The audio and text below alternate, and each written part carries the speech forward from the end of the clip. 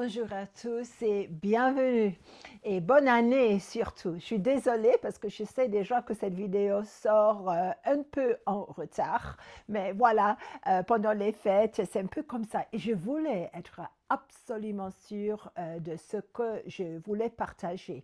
Bien sûr, je veux partager sur l'année 2026, mais j'ai décidé de séparer les choses. Et la première fois, c'est-à-dire que maintenant dans cette vidéo, je veux parler de nous comme personnes, comme chrétiens, et ce que le Seigneur est en train de nous dire en ce moment. Et puis, bien sûr, on va parler des nations, des gouvernements et autre chose, mais je ne veux pas faire trop lent. Alors voilà, on y va.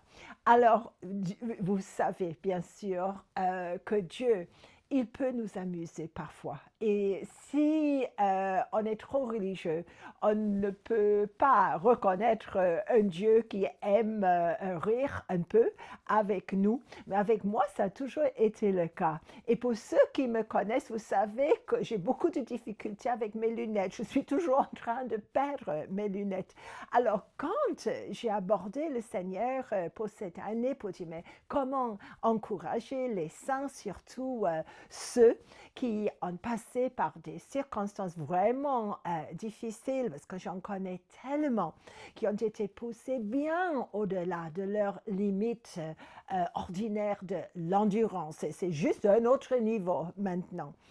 Et alors, le Seigneur, il m'a montré d'autres lunettes et il me les a données. Et je dis, mais c'est quoi ça, Seigneur? Et le Seigneur, il m'a dit, ce sont des lunettes de nuit pour que tu puisses recevoir des visions de nuit. Et je sais que c'est pas juste pour moi. Et normalement, quand je dors, je ne porte pas des lunettes, mais voilà. Et les versets qui collent avec ça pour moi, c'est Daniel et chapitre 2, où là, euh, le prophète Daniel, c'est une question de vie et de mort, là où il habitait en exil. Et il est en train d'essayer d'avoir la réponse à quelque chose de très, très mystérieux qui va sauver la vie de pas mal de gens, en effet. Et c'était écrit, verset 19. Alors, le secret fut révélé à Daniel dans une vision pendant la nuit. Et Daniel bénit le Dieu des cieux. Et je continue. Daniel prit la parole et dit, béni soit le nom de Dieu d'éternité en éternité. À lui appartiennent la sagesse et la force. C'est lui qui change les temps et les circonstances, qui renverse et qui établit les rois, qui donne la sagesse aux sages et la science à ceux qui ont de l'intelligence. Il révèle ce qui est profond et caché. Il connaît ce qui est dans les ténèbres et la lumière demeure avec lui. Oui et amen. Alors recevons tous nos lunettes pour bien voir, pour bien discerner les secrets pendant la nuit. Alors je vous souhaite vraiment de belles, belles visions de nuit et la réponse à beaucoup de mystères cette année, mes amis. Franchement, on en a besoin. Et puis, comme grande consolation, je sais parce que ces mois passés, beaucoup de saints, j'ai déjà dit, ont été vraiment testés. Je sais que beaucoup d'entre vous, vous êtes en train encore de vivre des épreuves et ça nous semble sans fin parfois.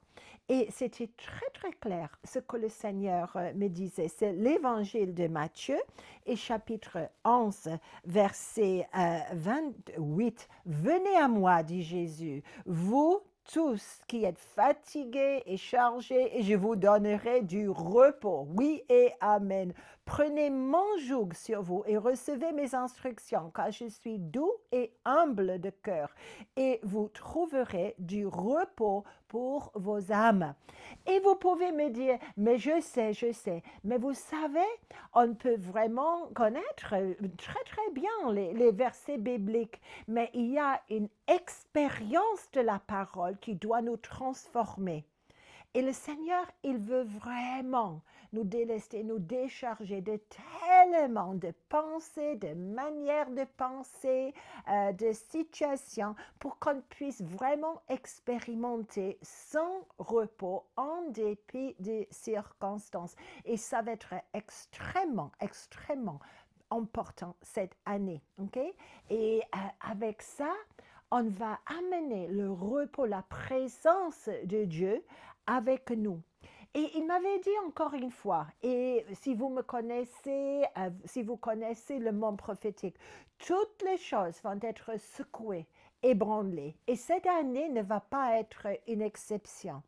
Mais si on entre avec l'attitude du repos, si on expérimente le repos profond, la présence du Seigneur, on ne va pas être ébranlé, sauf que je sais qu'il y a des manières de penser où le Seigneur va ébranler notre pensée. Il va nous montrer carrément où ma pensée n'est pas sa pensée. Et oui, et amen.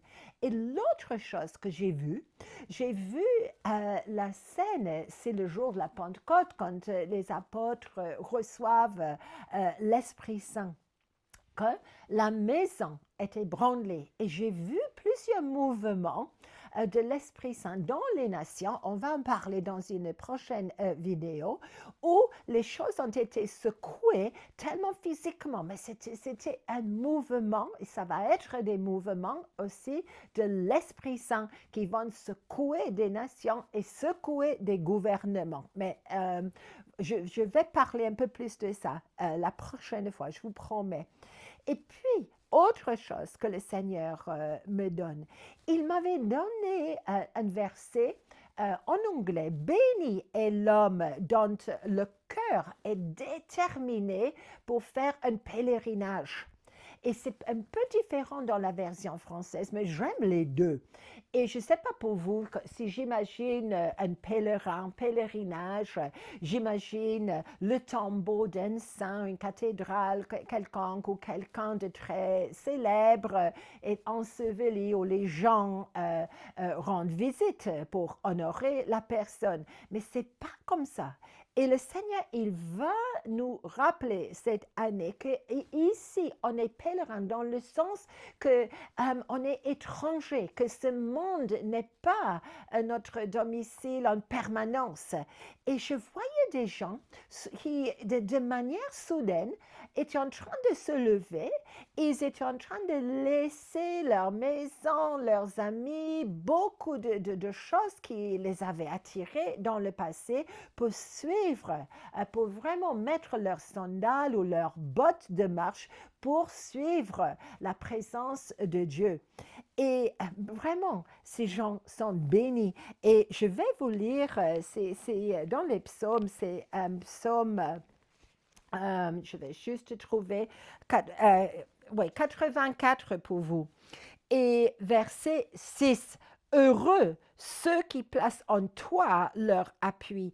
Ils trouvent dans leur cœur des chemins tout tracés. C'est juste trop merveilleux de reconnaître que quand mon cœur parle, mon cœur va m'expliquer les chemins où je dois mettre mes pieds. Et cette année, ça va être vraiment de l'aventure pour beaucoup de gens que vous n'allez pas regretter. Je ne suis pas en train de parler des choses forcément difficiles. Dieu, il veut finalement qu'on se présente devant lui à Sion. C'est-à-dire, vous allez y arriver. Ça, c'est très, très, très bien. Et alors, je veux vous encourager. Je veux vous encourager. Et ce que le Seigneur m'a dit aussi, créez un espace sacré autour de vous. Je dois créer la mienne. Un espace où il y a moi et le Seigneur, où il y a la présence, où il y a les chemins tracés dans mon cœur qui ont déjà été écrits par le Seigneur pour moi. Un lieu de repos, un lieu de paix. Prenons cela sérieusement cette année. Je ressens tellement la présence de l'Esprit Saint quand je prononce ces mots. Hein? Créons un espace sacré pour le Seigneur.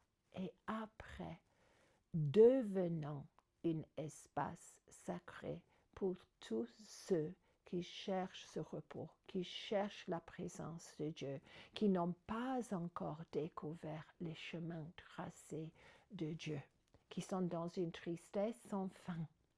Mais nous, on doit devenir le modèle d'un Dieu qui nous aime et qui veut qu'on soit présent devant lui à Sion. Mais devenons, pas juste pour moi-même, mais devenons un espace sacré qui va attirer un monde perdu. Soyez bénis, mes amis.